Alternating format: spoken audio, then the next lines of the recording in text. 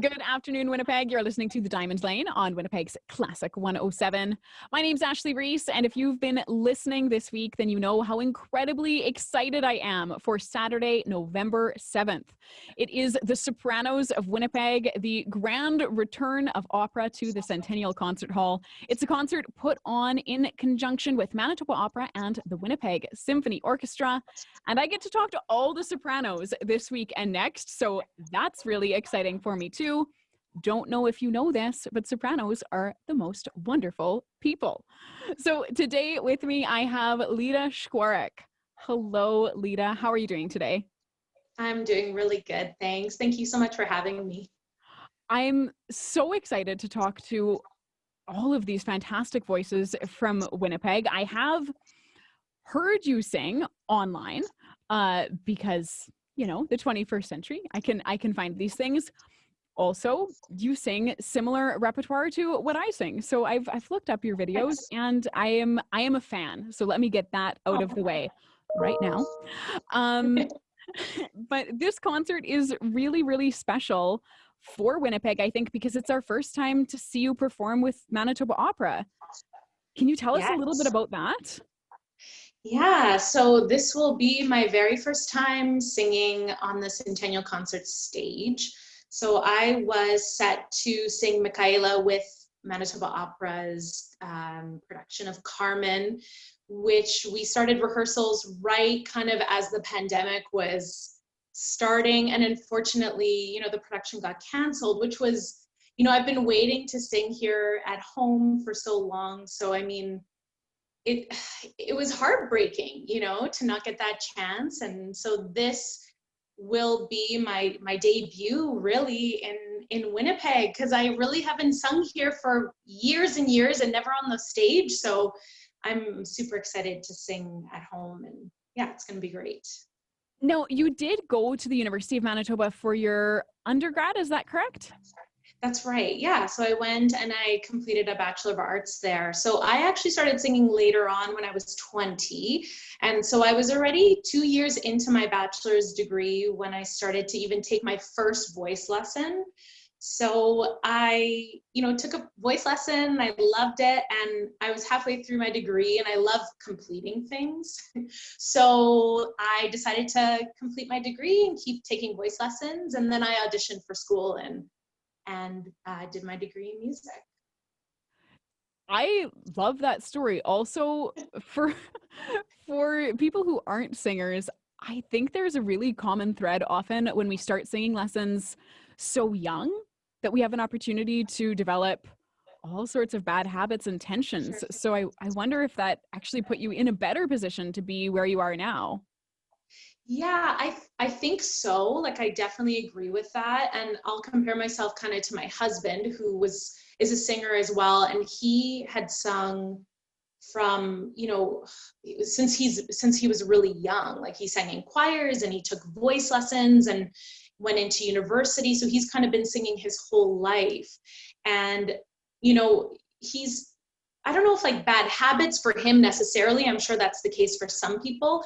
But I also know for me, I mean, I was just very green to the whole thing. Like, I've just really, you know, didn't do a lot of theory and all that kind of stuff. So I was like, that kind of stuff, I was a little bit behind, but still super, you know, eager and excited to do that. So yeah, it's kind of cool. It's kind of cool how this has all kind of, you know, taken off. And, you know, even looking back now, that was so long ago that I moved away to go to school, because I went to school in Ontario. And, you know, I'm really happy I did it. It's been I've done some amazing things. So I can't really, you know, I don't regret anything. Love that. Now, the concert that Manitoba Opera is putting on, they haven't done a lot of just strict concerts. So Yeah. that's special. But is there anything that you are particularly excited about for this concert? Oh, I mean, there a whole bunch of things. Like, I mean, obviously, like I said already, just singing in Winnipeg, you know, hopefully we'll be able to have somewhat of a live audience. Like, I think they're trying to keep that going as much as they can. Of course, it's, you know, we're going to play it by ear and see how things are going. So having, you know, people that, know that I sing, but they've never seen me sing live. So like, I'm really excited to kind of, to do that, really, to share the stage with a bunch of the singers too. I think I've sung with Laura Secord-Hade. We've done a production together, and I've done a production with Tracy.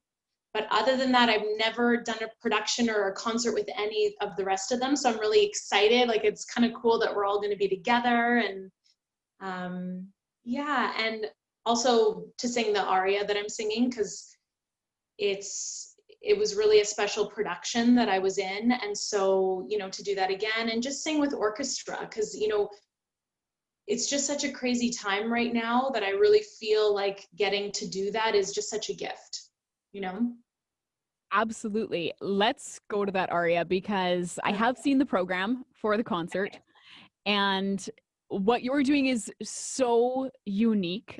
You're singing a Canadian piece. Can you tell us about it? Yeah, absolutely. So it comes from a Canadian opera. It was composed by John Astasio, and the libretto was written by John Morell. It premiered in 2003 and in Calgary. I think it was a joint production with Banff and Calgary. And so it's a true story about a young immigrant woman named Filomena Costanzo. And she was the only woman to ever be hung in Alberta. So the story is really interesting because it's almost hard to believe. It's a true crime. Like, it's a Canadian true crime story, which I love because I love podcasts of like true crime, and I love like shows and stuff like that. So it's kind of cool that an opera is based on that. And so, she was very young, forced into an arranged marriage. And it was loveless. Like, they didn't get along. Her husband was much older than her, and he was involved in bootlegging, so selling alcohol illegally during the Prohibition. And she gets entangled in this world, and she gets really close with his boss, who together, Filomena and the boss, they end up getting arrested for murder of a constable. And the trial is just, it's so unfair. All the blame kind of gets put onto her. And ultimately, both of them actually get sentenced to death. And like I said, she is the only woman to ever be hung in Alberta. So the Storm aria is really interesting because it's really the only time in the opera that we get to see kind of what Filomena loves. The rest of the time, she's just kind of thrown into this world of just being told what to do, basically, and we never really get to know what she wants. And this is just one glimpse kind of what she loves and where she kind of feels that she's herself. So yeah, it's really cool. It's a wonderful show. It's really one of my favorite productions I've ever been a part of. So super excited to sing it again. And John Astasio, like, he writes movie music. Yes, absolutely. So excited to hear the orchestra perform. Yes. And it's a moment of hope. So I am very, very excited to hear the aria on the concert. Actually, when I was in Alberta the last time, they had the costume from the original production at the Royal Alberta Museum. Yes, and I walked past it. Yeah. And I was like, I've seen that dress before. I've seen that dress on Laura Whalen before. Yeah, absolutely. Yeah, that's so cool. That's amazing. Now, there are some performances happening around the world still. I know that I just saw on social media a soprano heading off to Europe to do a gig right now. Yeah. But for the most part, people are grounded and staying where they are. Is that you this winter? Yeah, absolutely. I will definitely be staying in town and, just trying to stay safe and trying to keep, everybody around me safe, my family, my parents. And so I will be staying in, definitely. I won't be traveling. Now, staying in, staying safe, I've had this question in my head for the last few weeks. Are you a Okay. person who is willing to wear a mask with music notes on it, or do you think that is kitschy? I think I would. Yeah, I think I would. I don't Okay. think that's sketchy. I think, yeah, I mean, why not? It's so crazy how this is all of us now, right? So it's just, a mask is so normal, like we're all matching them to our outfit. So, Hmm. so I mean, why not? Like, why not have fun with it? We need to, find joy anywhere we can right now. And so, yeah, why not? I think that's great. Are you doing that, I guess, or? So, okay, I got 10 masks. They're really cute. One of them has narwhals on it. That one's my favorite. Sweet. But Nice. I haven't worn my music note one yet because I don't want I don't know if it's like I talk about music all day every day and also it's on my face now. So I've mostly been rocking the kittens and the narwhals. That's great. Um but hey, if you're in Winnipeg for the winter, is this the first Winnipeg Winter? Will you'll be here for the whole season? Uh, Pretty much, yeah, because I was last year I was away doing a show. So, for about 5 or 6 weeks. So yeah, this will probably be the first time that I'll, be here. So it should be interesting. Yeah. What are your plans? Like, what are your plans to get through the winter? Are you an stay outdoor the whole time, cross country ski, or are you huddle up by the fire person?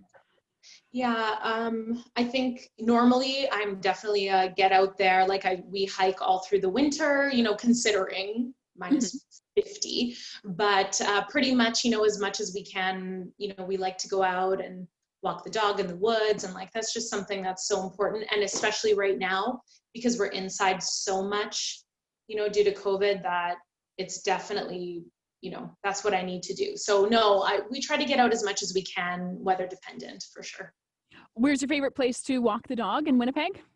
Well, Birds Hill is awesome. We love Birds Hill. It's really close. Like we live in the north end of the city, so it's just a short little jaunt over to Birds Hill.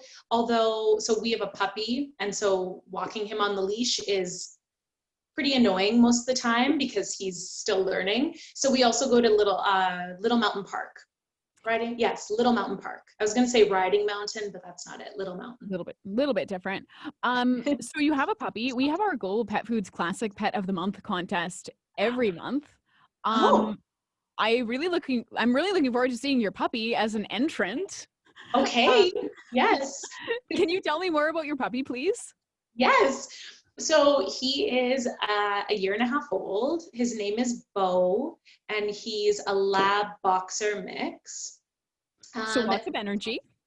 yes, everybody thinks he's a Great Dane, and he actually looks like a Great Dane, but he's about like quarter of the size, like maybe half the size, I should say.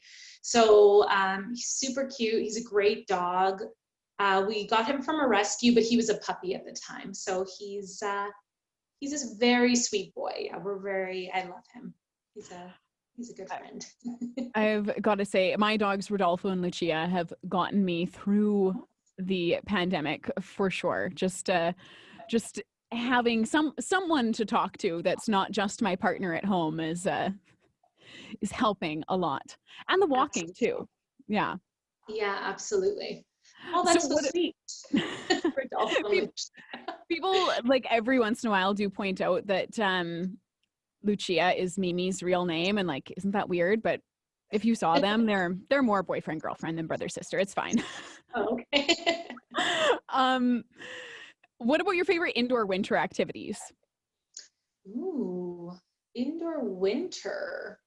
Well, before COVID, my husband and I are movie buffs. Like we love going to the movies. Unfortunately, I haven't done that since before March, and I probably won't. So we're like renting. We love watching, getting into like different series, doing that kind of stuff. Yeah, we're not really, that's pretty much it, I guess. What else do we like to do? Just hanging out with family, I guess. That's why we moved back to Winnipeg. So we hang out with my family a lot, usually with my friends if we can too. I have a really good set of friends still in Winnipeg. So it's nice to reconnect with everybody.